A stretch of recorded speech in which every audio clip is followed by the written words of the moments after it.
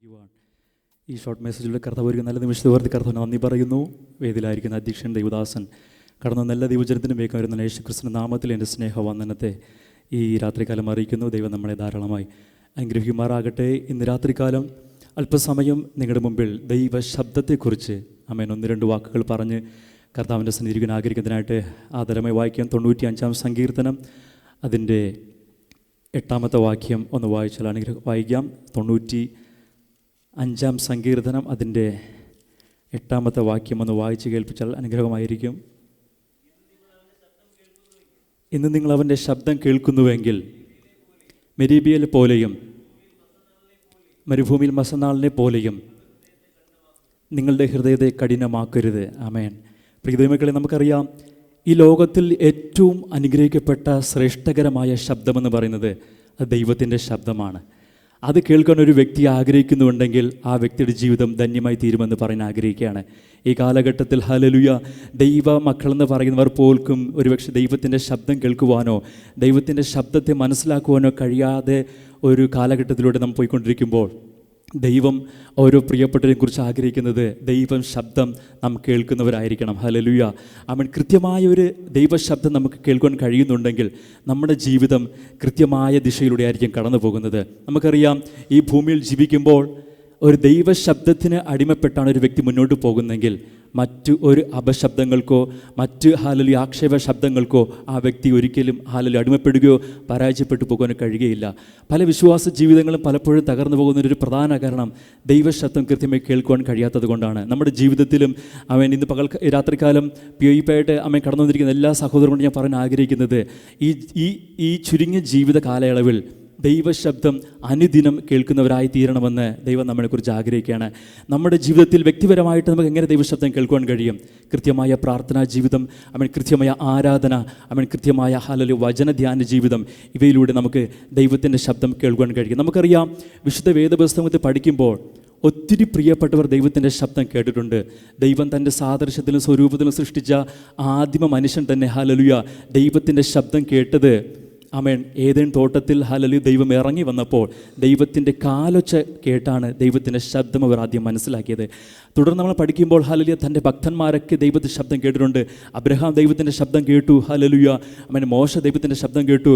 അങ്ങനെ പല പ്രിയപ്പെട്ടവരും ദൈവത്തിൻ്റെ ശബ്ദം കേട്ടതായിട്ട് വചനം അവിടെ പഠിപ്പിക്കുകയാണ്. എന്നാൽ ഇന്ന് രാത്രികാലം POIP-യിലെ ഓരോ പ്രിയപ്പെട്ടവർക്കും കടന്നു എല്ലാ ദൈവജനത്തിന് അനുഗ്രഹത്തിന് കാരണമായി തീരേണ്ടതിന് ഒരു ഭേദഭാഗം കൂടെ വായിച്ച് എൻ്റെ വാക്കുകൾക്ക് വിരാമം കുറിക്കാൻ ആഗ്രഹിക്കുന്നു. നമുക്കറിയാം 1 ശമൂവേലിൻ്റെ പുസ്തകം 3-ാമത്തെ അധ്യായം അതിൻ്റെ 1 മുതൽ താഴോട്ടുള്ള ഭാഗങ്ങൾ നമ്മൾ പഠിക്കുമ്പോൾ നമുക്കറിയാം അവിടെ ശമൂവേലിനെ ദൈവം വിളിക്കുന്ന ഒരു ശബ്ദം നമുക്കവിടെ കാണുവാൻ കഴിയും. 3-ാമത്തെ അധ്യായത്തിൽ 4 പ്രാവശ്യം ദൈവം ശമൂവേലിനെ വിളിക്കുന്നുണ്ട്. പക്ഷെ 3 പ്രാവശ്യം ദൈവം ശമൂവേലിനെ വിളിക്കുമ്പോഴും ശമൂവേലിന് മനസ്സിലായിട്ടില്ല ഇത് യഹോവയാണ് എന്നെ വിളിച്ചു എന്നുള്ളത് ശമൂവേലിന് മനസ്സിലായിട്ടില്ല. ഹല്ലേലൂയ. എന്നാൽ 4-ാമത്തെ തവണ വിളിക്കുമ്പോഴത്തേക്കും ശമൂവേലിന് മനസ്സിലായി. അതിനു മുമ്പേ തൻ്റെ പുരോഹിതനായ ഏലിയോട് തന്നെ 3 പ്രാവശ്യം വിളിച്ച കാര്യങ്ങളൊക്കെ പറയുവാനിടയിത്തീർന്നു. അപ്പോൾ ഏലി ഹല്ലേലൂയ ശമൂവേലിനോട് പറയുന്നൊരു കാര്യമുണ്ട്, ഇനി നിന്നെ അങ്ങനെ ഒരു ശബ്ദം കേട്ട് കഴിഞ്ഞാൽ എന്താണ്? അതിൻ്റെ 9-ാമത്തെ വാക്യത്തിൽ ഇപ്രകാരം പറയുന്നു, ഏലി ശമൂവേലിനോട് പോയി കിടന്നുകൊള്ളുക, ഇനിയും നിന്നെ വിളിച്ചാൽ യഹോവേ അരുളി ചെയ്യണമേ, അടിയൻ കേൾക്കുന്നു എന്ന് പറഞ്ഞുകൊള്ളണം എന്ന് പറഞ്ഞു. അങ്ങനെ ശമൂവേൽ തൻ്റെ സ്ഥലത്ത് ചെന്ന് കിടന്നു. അപ്പോൾ യഹോവ വന്നു നിന്ന് മുമ്പിലത്തെ പോലെ ശമൂവേലെ ശമൂവേലെ എന്ന് വിളിച്ചു. അതിന് ശമൂവേൽ അരുളി ചെയ്യണമേ, അടിയൻ കേൾക്കുന്നു എന്ന് പറഞ്ഞു. ഇന്ന് രാത്രികാലം POIP-യിലെ ഓരോ പ്രിയ അംഗങ്ങളോട് ഞാൻ ദൈവസന്നിധിയിൽ പറയാൻ ആഗ്രഹിക്കുന്നത് ദൈവശബ്ദം ഈ 2026 കേൾക്കുവാൻ ആഗ്രഹിക്കുന്നവരാകുക.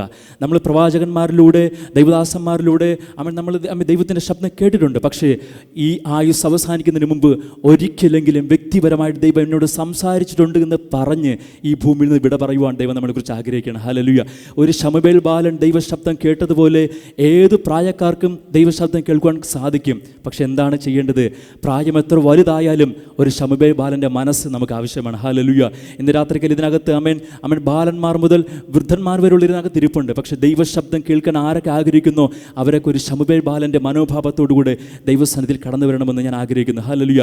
2 ദൈവശബ്ദം കേൾക്കണമെങ്കിൽ പ്രത്യേകിച്ച് എൻ്റെ യങ്സ്റ്റേഴ്സിനോട്, തലമുറകളോട് ഞാൻ പറയട്ടെ, നിങ്ങൾ ദൈവശബ്ദം കേട്ടാണ് വളരുന്നതെങ്കിൽ നിങ്ങളുടെ ഹല്ലേലൂയ ഭൗതിക ജീവിതത്തിൽ, നിങ്ങളുടെ യൗവന പ്രായത്തിൽ മറ്റൊരു ശബ്ദത്തിന് നിങ്ങൾ അടിമപ്പെട്ടു പോകത്തില്ല.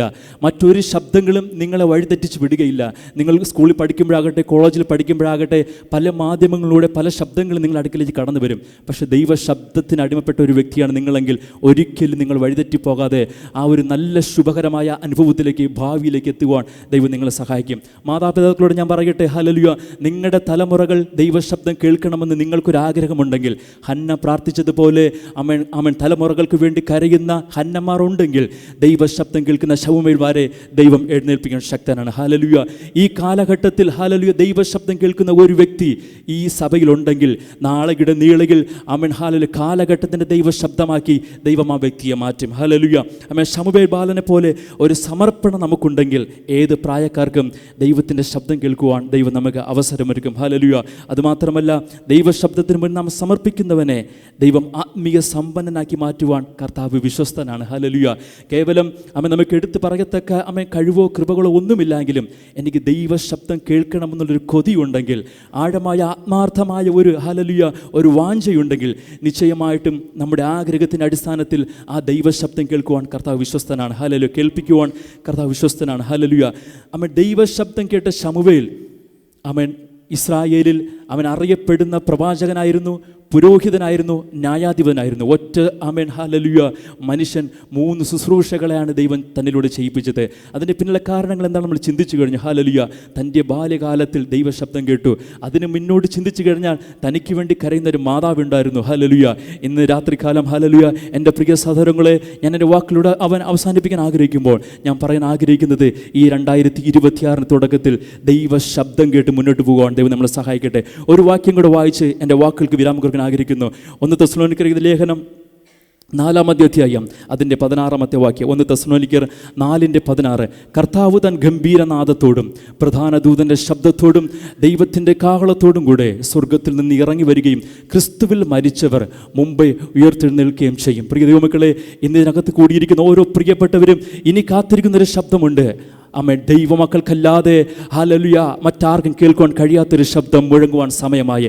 ആ ശബ്ദം നമ്മൾ കേട്ടില്ല എങ്കിൽ നമ്മൾ ഓടിയതും അധ്വാനിച്ചതും വൃഥാവായി പോകും. അതുകൊണ്ട് അവസാനമായി മുഴങ്ങുന്ന, വിശുദ്ധന്മാർക്ക് വേണ്ടി മാത്രം മുഴങ്ങുന്ന ആ ശബ്ദം കേൾക്കണമെങ്കിൽ ഓരോ ദിവസവും ഞാൻ ദൈവശബ്ദം കേട്ടു എന്നുള്ള ഉറപ്പോടെ മുന്നോട്ട് പോകാൻ ദൈവം നമ്മളെ സഹായിക്കട്ടെ. ഈ 2026 വരുന്ന ആളുകളിൽ ദൈവശബ്ദം കേട്ട് ദൈവത്തിൻ്റെ ശബ്ദമായി മാറുവാൻ ഓരോ പ്രിയപ്പെട്ടവനും കൃപ ചെയ്യുന്ന ആഹ്വാനം ചെയ്തുകൊണ്ട് ഞാൻ എൻ്റെ വാക്കുകൾക്ക് വിരാമം കുറിക്കുന്നു. ദൈവം നമ്മളെ ധാരാളമായി അനുഗ്രഹിക്കുമാറാകട്ടെ. ആമേൻ.